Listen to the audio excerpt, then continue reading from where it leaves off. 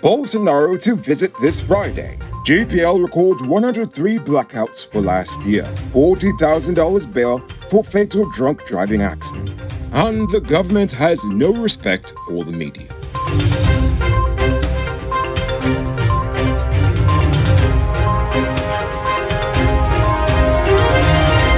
I am Noriko Bulford, and this is Uncut News. Do you see news happening? Send us a tip on WhatsApp at 592-659-6151. Brazil's President Jair Bolsonaro is due to visit Guyana on Friday, almost 2 months after he had cancelled initial plans to do so because his mother had died. Bolsonaro, known for his far-right policies, is likely to lose to former leftist president Luiz Inácio Lula da Silva, according to recent opinion polls. Back in January, Guyana listed energy, food security, telecommunications, infrastructure integration, and trade as discussion topics. Nevertheless, this will actually be Bolsonaro's first official visit since our most recent election. GPL recorded 103 power outages last year, exceeding its 90 targeted outages.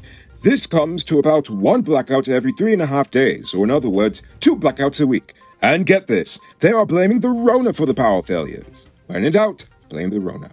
However, this was only a slight increase from the 99 outages in 2020. Nevertheless, GPL claimed that the pandemic hampered its usual schedule of maintenance in 2020, and the increase in planned maintenance activities was a direct result of that increase to 103 power outages for the year in 2021, supposedly.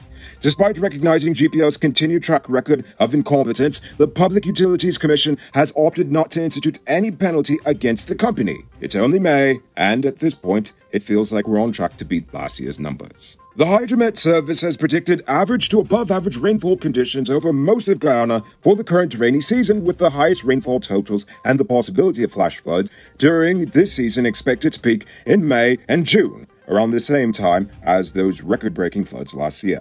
The highest amount of rainfall can be expected in regions 3, 7, 8, and 10.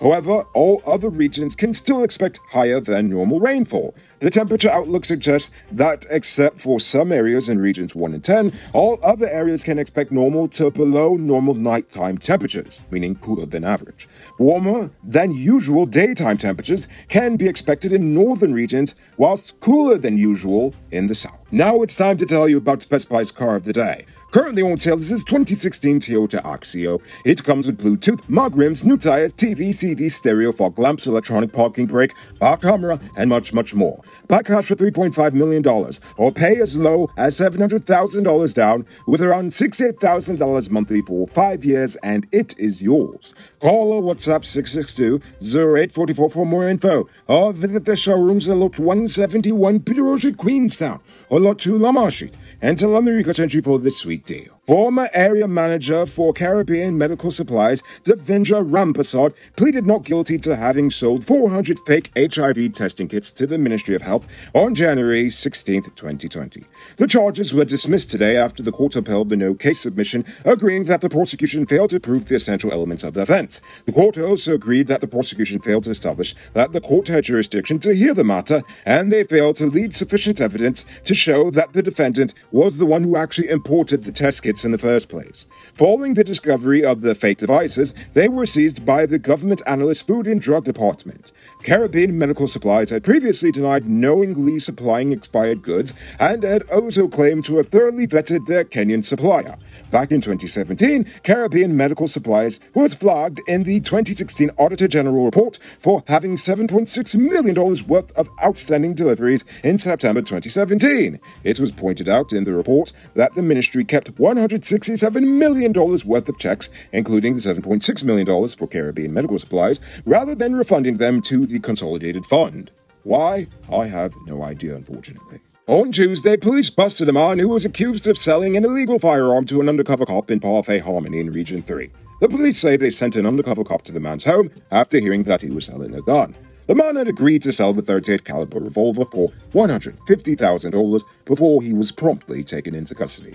Charges against the suspect are expected in the coming days. 37-year-old Roberto Narayan, the driver in Saturday's fatal accident that claimed the life of 27-year-old Ian McDeckey, appeared in court Tuesday charged with driving under the influence of alcohol and driving an unlicensed vehicle. Narayan pleaded not guilty to the drunk driving charge and guilty to the charge of driving an unlicensed vehicle. He was released on $20,000 bail on the first charge and fined $20,000 for the second charge. Narayan remains in police custody and is expected to be charged on Wednesday with causing the death of McDucky by driving dangerously. Do you own a truck? No, not the disease, I mean a real truck. Like DAF, International, Freightliner, Bedford TM, or Scammell. Then come, get high-quality truck parts at the lowest prices at Powered Automotive. Visit them at Lot 1161 EE Eccles, or call them on telephone number 697-0171. Save big on truck parts at Powered Automotive, the #1 heavy-duty truck parts store in Guyana. After many complaints from the residents of Purpose, the Rosignal, New Amsterdam water taxi service will restart service soon, after an almost 2-year suspension of service due to the Rona. Now, how does that even make any sense? I mean, come on, they didn't even shut down the Demerara ferry. Why'd they have to shut down? Anyway, before it can go back into service, Agile says the ferries needed to be refurbished first, as they've been sitting there unused for 2 years. Agile says the repairs should start in the coming days. So basically, the government is saying we can't do anything about the price of the bridge, but we can give you a ferry. Now for today's oil update.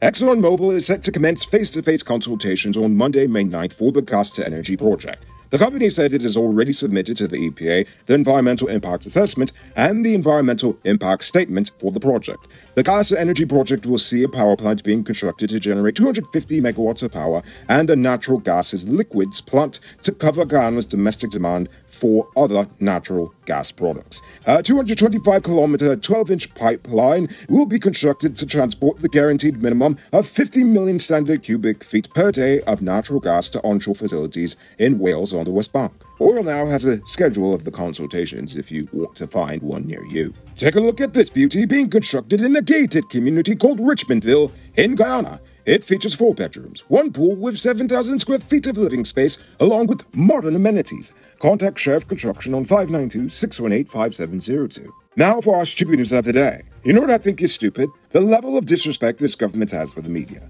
I have several reasons for saying this, but I will most definitely say this. They are not interested in the promotion of free speech.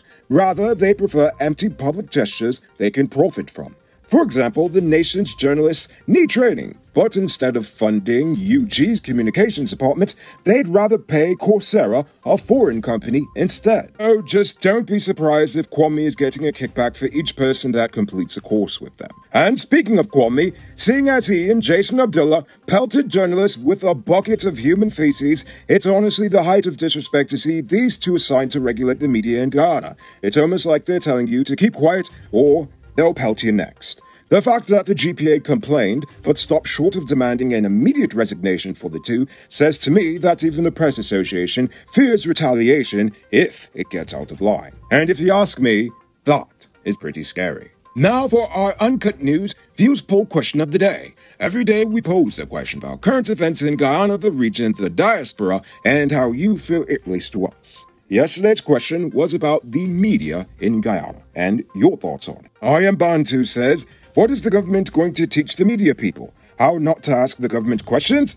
Have UG add journalism or communication to the curriculum? They actually do have a journalism program, but unfortunately it really needs help. I even offered my services, but I guess they don't like the truth. Speaking of the truth, Vargas Mento says, the truth is an offense, but not a sin. Speak and print the truth always. Indeed, that's why I'm here. And finally, Tyrone James says, what is the purpose of training the media when in the end they will still do the PPP's bidding? Yes, what it means that your government propaganda will be presented to you better and more efficiently than ever before. Or maybe at least the journalists will stop calling the river the Demerara. So, before we get to tonight's question, you can multiply your cash by selling Digicel Top-Up.